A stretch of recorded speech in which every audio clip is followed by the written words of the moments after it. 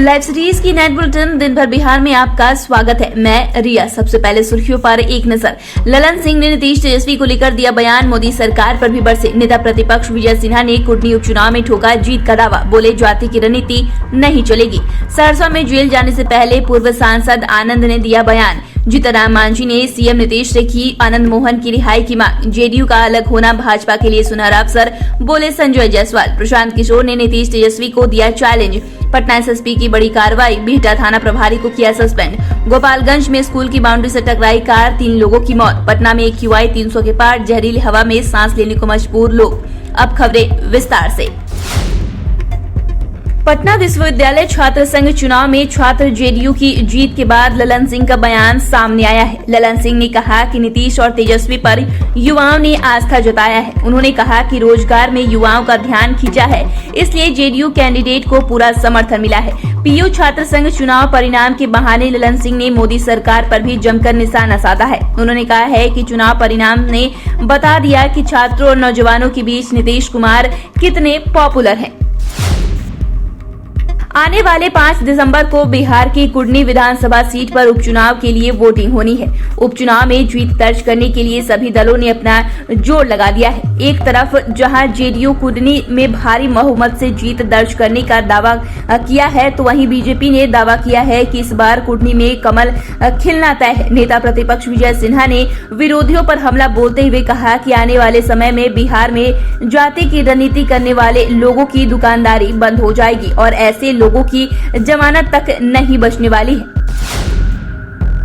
आनंद मोहन का पैरोल खत्म हो चुका है। जेल जाने से पहले आनंद मोहन ने कहा कि 15 दिनों के पैरोल पर थे और अब ये समय सीमा समाप्त हो गई है। ये एक प्रक्रिया है। उन्होंने कहा कि पारिवारिक समारोह में शामिल होने के लिए 15 दिनों के पैरोल पर बाहर आए थे और अब 15 दिनों की मियाद खत्म होने के बाद जेल जा रहे हैं। बता दें कि आनंद मोहन गोपालगंज के तत्कालीन डीएम श्री कृष्णया की हत्या के मामले में आजीवन कारावास की सजा काट रहे हैं।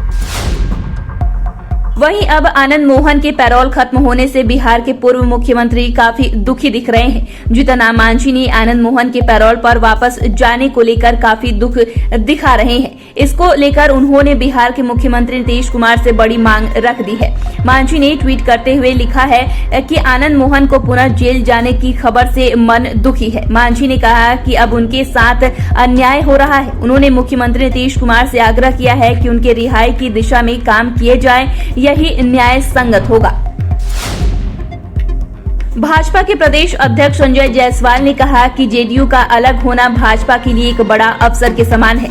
पार्टी 2024 में होने वाले लोकसभा चुनाव में प्रदेश की सभी 40 सीटों पर अपनी तैयारी कर रही है। वैसे अपने दम पर लोकसभा की 35 सीटों पर चुनाव लड़ेगी और जीतेगी। 5 सीटें सहयोगी पार्टियों के लिए छोड़ सकती है। उन्होंने दावा किया है कि लोकसभा के चुनाव में 35 सीटें भाजपा की झोली में जाएगी और 2025 के विधानसभा चुनाव में प्रदेश में भाजपा की अपनी सरकार होगी।